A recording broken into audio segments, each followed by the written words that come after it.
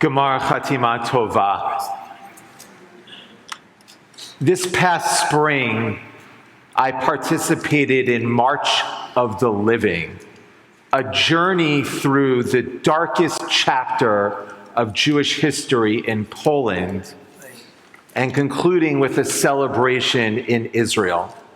Along with 10,000 Jewish teens on Holocaust Remembrance Day, we solemnly marched through the gates of Auschwitz. And on Yom Ha'atzmaut, Israel's Independence Day, we danced through the gates of Jerusalem's Old City.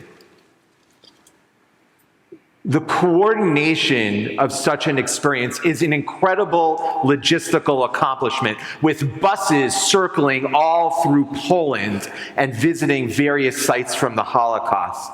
Monice Newman, a beloved Adat member who directs the adults experience, called me a few months before our departure and generously offered to curate our group's itinerary. When she mentioned the small city of Tarnow as a potential site, my eyes widened. My family comes from Tarnow, a small city of about 100,000 people not too far away from Krakow. Before the Holocaust, Tarnow was home to 20,000 Jews. It was about 20% of the city. After the war, only 700 or so returned. My paternal grandfather, Jacob, after whom my sister Jody is named, immigrated to the United States sometime in the 1930s before the Holocaust, leaving his parents, Hirsch and Malka, and many of his siblings back in Tarnow. I wish I could tell you more about my grandfather, Jacob, and what inspired his move to America. But he passed away when my father was 12. Worn down from a difficult life as a factory worker on the Lower East Side, he didn't tell my dad much about his life before suffering a fatal heart attack on Christmas Eve, 1959. All I really know is that Jacob spoke 7 languages, worked in a hat factory in New York, which is interesting because Tarnow was the center of European hat manufacturing, and that Jacob became a naturalized citizen of this great country in August 1939, just a month before Nazi troops marched into Tarnow and began the eradication of its Jewish population. Jacob's parents, Hertz and Malka, both died in Tarnow, neither during the Holocaust. Of their many children, Jacob's siblings, some were killed in the Shoah, and others survived and went on to have their own families. But I was the only boy, the last person from Hertz and Malka's family to carry the Schuldenfrei name. I must confess that until I became the father of 3 boys myself, that was no small weight to bear. Leading up to the trip, Monice worked with me to make a special itinerary for our day in Tarnow, including a visit to the still-standing bima stone of the synagogue in Tarnow, which was otherwise completely destroyed by the Nazis. It was likely that my grandfather, Jacob, became a bar mitzvah on that bima. And the opportunity to gather our group and lead services from that sacred space was incredibly moving. But by far, the highlight of my time in Tarnow was our visit to the Jewish cemetery. For decades after the war, the cemetery was in disrepair. But a few years ago, a righteous Gentile felt an obligation to restore it. Along with his daughter, they spent years clearing all the overgrown plants and trees and painstakingly identifying all the graves and cataloging them in a searchable website. A few weeks before our March of the Living trip, I clicked on a link to the cemetery's website, carefully typed in all 12 letters of our family name, and hit enter. And right before me on the screen, they appeared.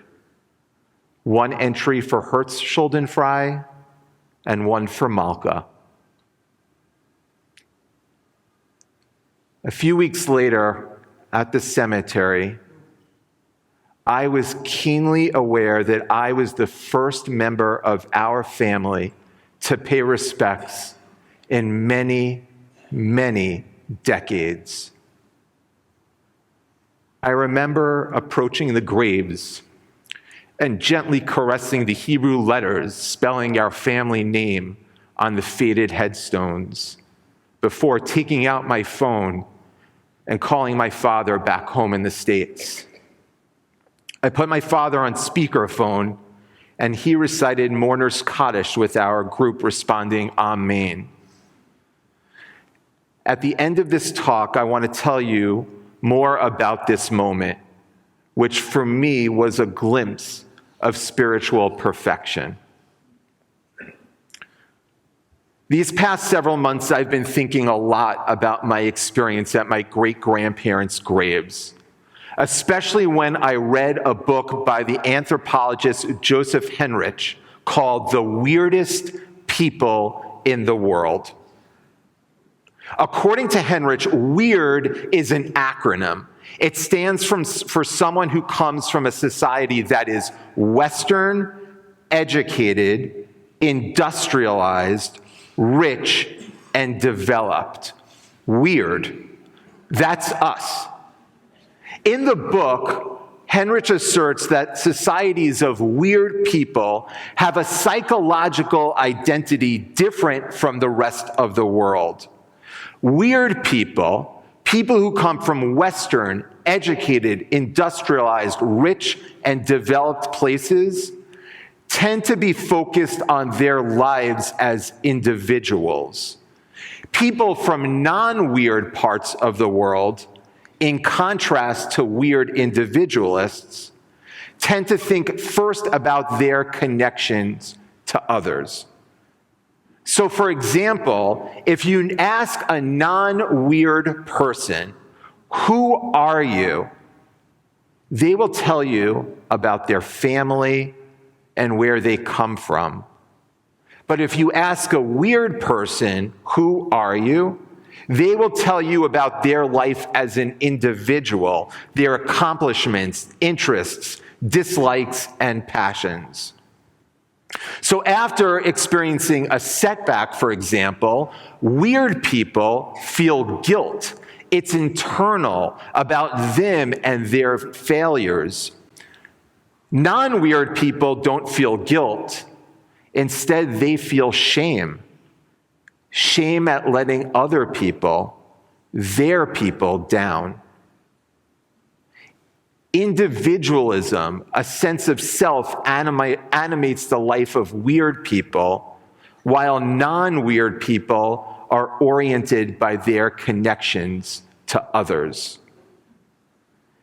As I read Henrich's book, I began thinking of these terms, weird and non-weird, not so much in a geographical sense, but how they apply to our society. And I began thinking that we have simultaneously become too weird and too non-weird, too wrapped up in ourselves, and at the same time, too lost in concerns for others to find ourselves. We live in a society of both shameless self-promotion and shattering self-negation. Too many of us spend countless hours with our eyes glued on the number of likes we got on our latest social media post, failing to see the suffering of the unhoused flooding our streets.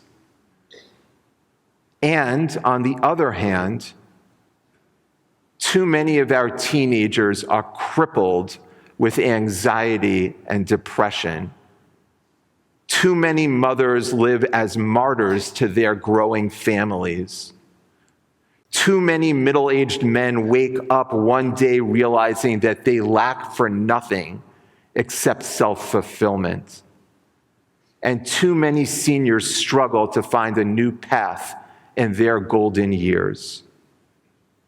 Most tragic, of course, is the almost 50,000 Americans who fell victim to suicide last year alone.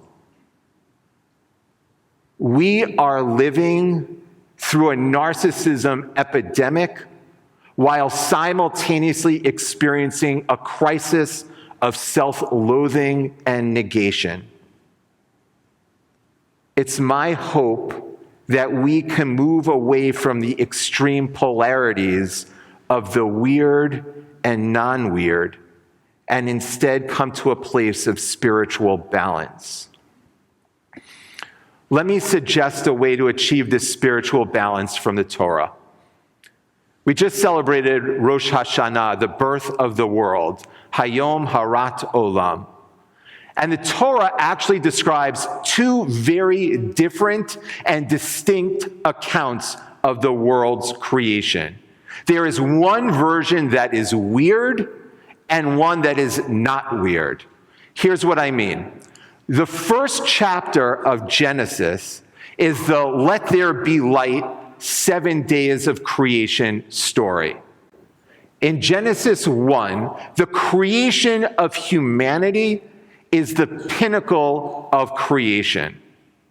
While the creation of animals, plants, fish, and bodies of water are designated as good, tov,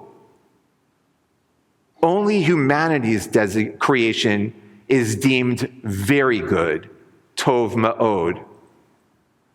Furthermore, according to Genesis 1, everything is given for humanity to enjoy and utilize. The entire world is instrumentalized for our benefit.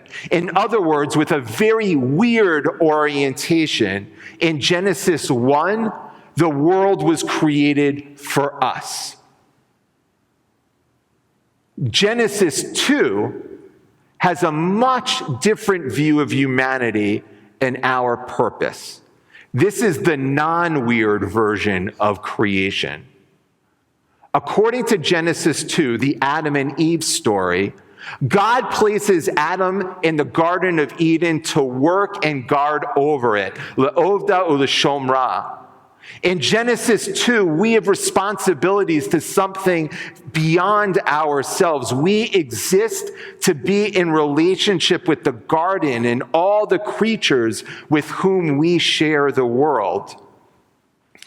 Genesis 2 is relational. It's a non-weird account about how we function as part of the rest of the world. People tend to compare the two accounts, the weird Genesis 1 and the non-weird Genesis 2, often pointing out that they were clearly written by different people in different times with different religious orientations. But I think we miss the point if we only compare and contrast, because we don't need to choose between Genesis 1 and Genesis 2. Beautifully and tellingly, both accounts are preserved in the Torah scroll alongside one another, complementing, not contradicting. The decision of the editors of the Torah to include both Genesis 1 and 2 in our most sacred of texts is a powerful suggestion for us today. We do not need to choose between living life as weird individualists or non-weird relationists. Like the Torah's two accounts of creation, we can live meaningful lives for ourselves while living in holy relationship with the world around us. We can embrace the power of both Genesis 1 and 2 in our lives simultaneously, creating a holy equilibrium. That's how I felt standing at my great-grandparents' graves in Poland, spiritually balanced. From the phone speaker, I heard my father slowly begin the prayer. Yitgadal v'yitkadash. And I imagined what Hertz and Malka's lives were like in Poland, and what led my grandfather Jacob to set out for his new life in America. I thought about my dad. I thought about you, Dad, who not only lost Jacob when he was 12, but then lost his mother when he was 16, just a few years later. I thought about how my own parents both needed to work 2 jobs to afford to buy a house and to send my sister and I to college. But mostly, I thought about the journey of my own life. I thought about my life's successes and the places where I fell short. And I stood there praying, hoping that I was worthy of the place where I stood. So badly, I wanted Hertz and Malka to peer down from the heavens with pride at the man standing at their graves. I wanted their approval, and I wanted their blessing. These feelings were very raw and real, yet they were mostly weird. But then, as my father concluded the prayer, I reached into my pocket for 3 stones that I brought from Los Angeles. Stones signed by the 3 of you, my 3 sons, Heschel, Lev, and Jesse. And my thoughts about my own life's worth slowly receded as I placed my children's stones upon the headstone of my great-grandfather. I wondered if any of you would stand before these graves and say Kaddish. And I wondered about your children and their children. And in a non-weird way, I felt a growing awareness of just how small my 48 years of life measured compared to the 1,000 years that Jews had lived in Poland before me, and my hopes for 1,000 more years of life for those who will come long after I am gone. L'dor vador, from generation to generation. My weird hopes of being worthy of the place where I stood merged with my non-weird thoughts of generations past and dreams for generations yet to come. Both thoughts, weird and non-weird, coexisting in sacred harmony, like Genesis 1 and 2, perfectly balanced like our Torah. This year, may we all be blessed to find that sacred balance in our lives. Gamar Chatima Tova. Amen.